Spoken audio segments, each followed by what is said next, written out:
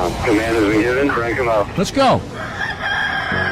When I say I don't know, I don't know. Let's go, baby. Now, the Morning Drive. Buckle up, everybody. A little bit of this and a little bit of that. It's a game changer. I listen to you guys every single day on my way to work. Well, again, I'm not a doctor, nor do I play one on the radio. You guys are amazing. What are you doing over there? I'm going to the top. The Morning Drive with Mike Bagley and Pete Pistone. To the bat balls.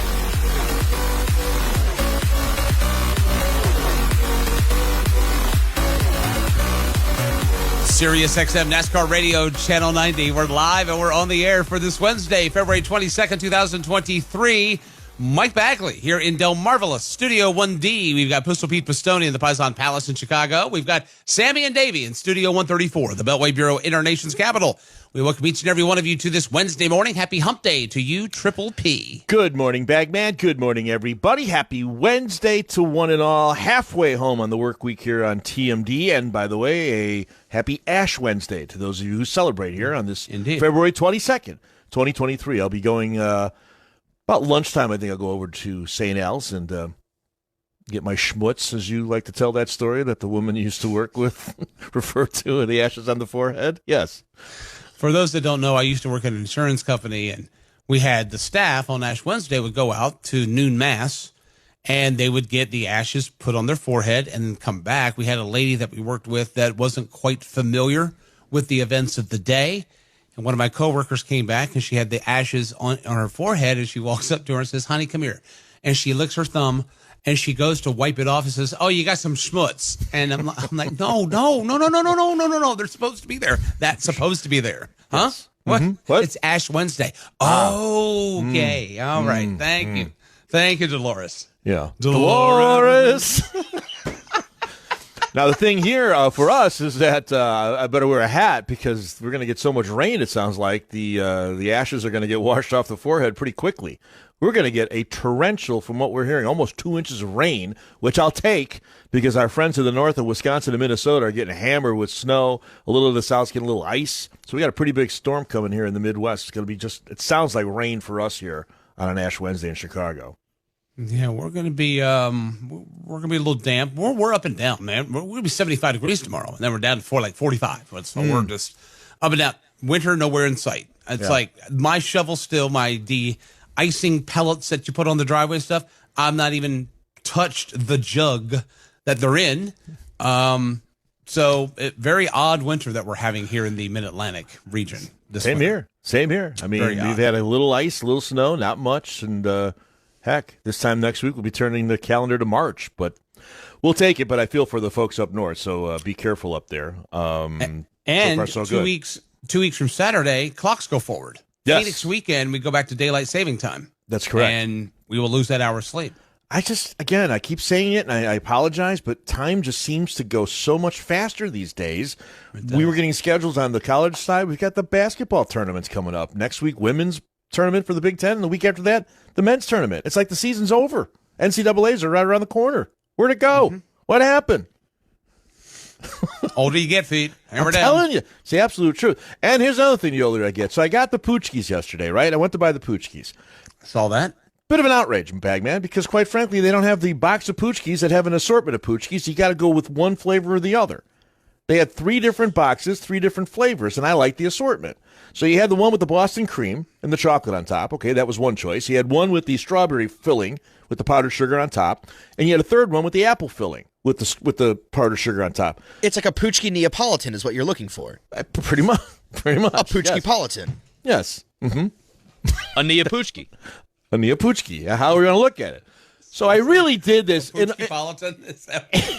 Seriously? I thought that was good. It was very good. I didn't see it coming. That was actually my dancer name in Warclaw when I worked in Poland back there. Anyway. That's good. Oh, I didn't know you were in Poland. there in Poland. Well, yes, it was also Iron Curtains, but that was a long story. We don't go back to that. Let's talk about tied into that. Let's talk about some sauerkraut. There you have it. All right, but anyway,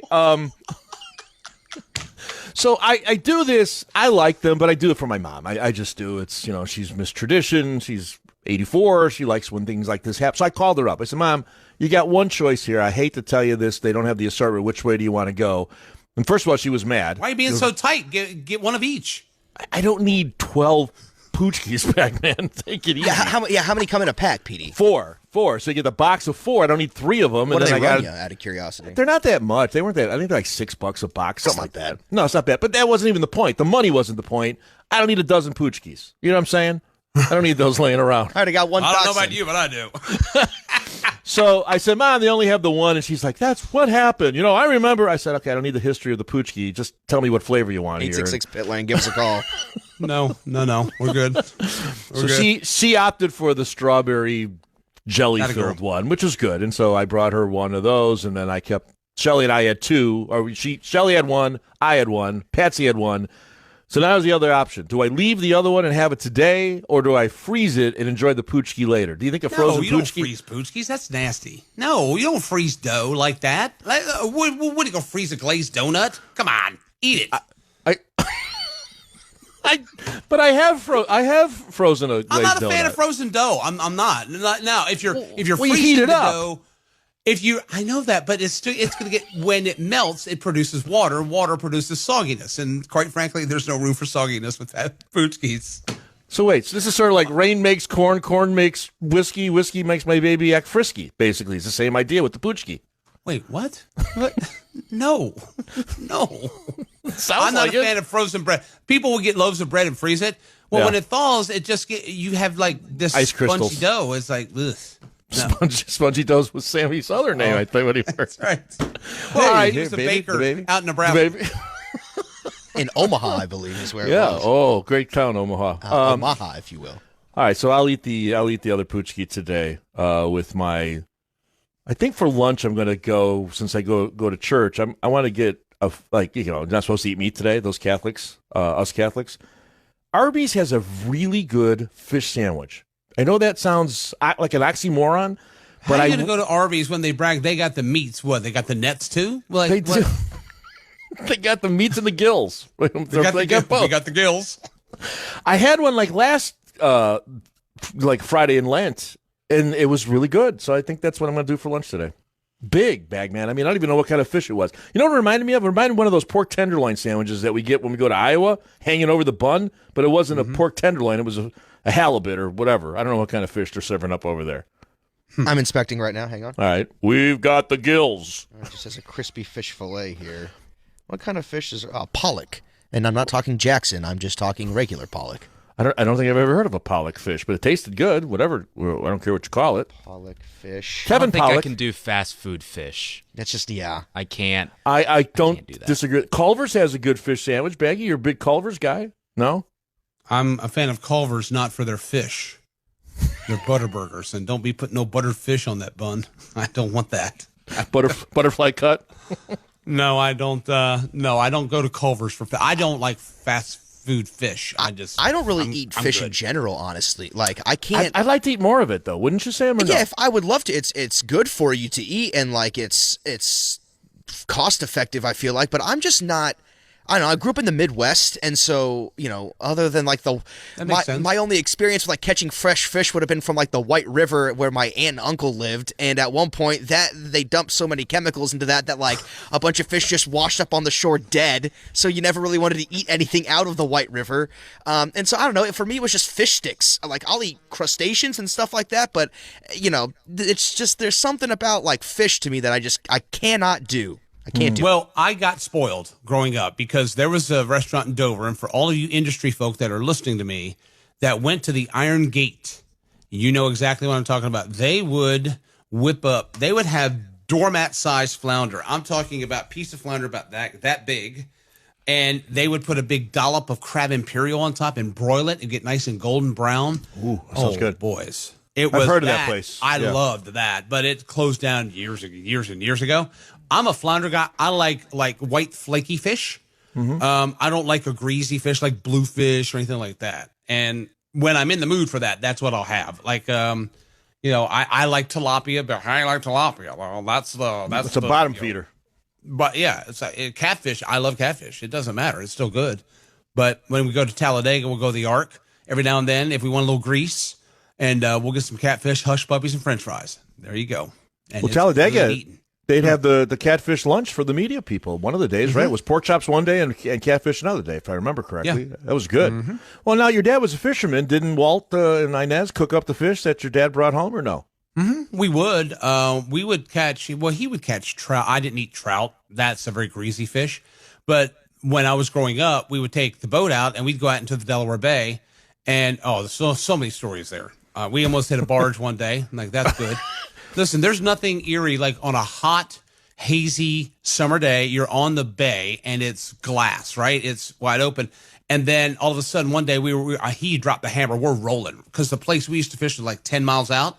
Yeah. Well, all of a sudden he thought he heard something and he throttles back and the boat comes to a thing and you heard the, and what it was the anchorage was out there to where all these tankers would anchor up. And all of a sudden, when he pulled back and we were in this haze, we couldn't see anything. And we happened to look up and there is the stack of the anchor or of the, one of the tankers, which was about maybe 50 yards away. Had we not throttled up, we probably would have slammed inside of the thing. Oh, great. And that's scary. A boat that small and a boat that big. So we just steered around it and hang on, son. He dropped the hammer. We get going.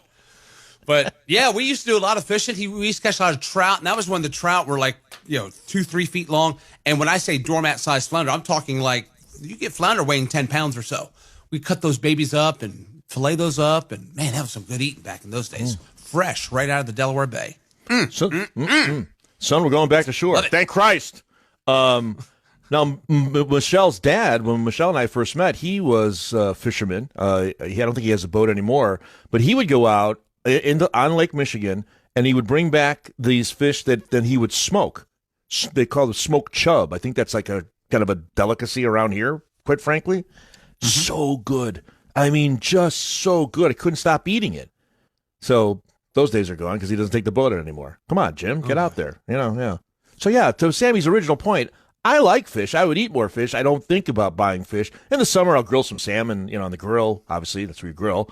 But I would eat more fish. See, if I was Catholic, to me, the less intrusive thing to eat would be the pepper and egg sandwich. I would not do fish. Yeah, that's right. Pepper and egg. Absolutely. Get the first pepper and egg.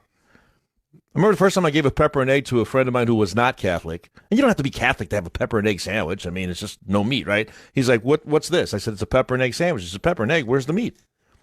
I said, well, there's no meat in there. Well, could I get meat? Well, you could, but then it wouldn't be a pepper and egg. It would be like a sausage sandwich, right? So you get a sausage with peppers and eggs. That's a whole different story. He said, well, I don't understand and this. you're violating rules. Well, again, he didn't care about the rules. Except on the Friday of St. Patrick's weekend. Right. You get the special dispensation, which is great. Salud. I'll be my corned beef and cabbage, my green beer, and my NCAA basketball. So anyway, this guy was like dumbfounded. I'm like, well, go ahead. I'm not making you eat it. I'm just telling you, it's a pepper and egg sandwich. Delicious. He goes, well, I want meat. Well, go get meat. I'm not telling you not to eat the meat. What are you yelling at me for? What am I, the Pope? Go. Well, maybe thought you're just since you're cramming it down his throat. He couldn't have meat. I was not cramming it down his throat. He asked what it was, and I told him, pepper and egg. See the sign? Pepper and egg. What part are you missing? You want to call it egg and pepper? You got it. You want an egg and pepper? We'll go get the meat. That's what I'm saying. Go to Arby's. They got the meats. They got the meats and the gills.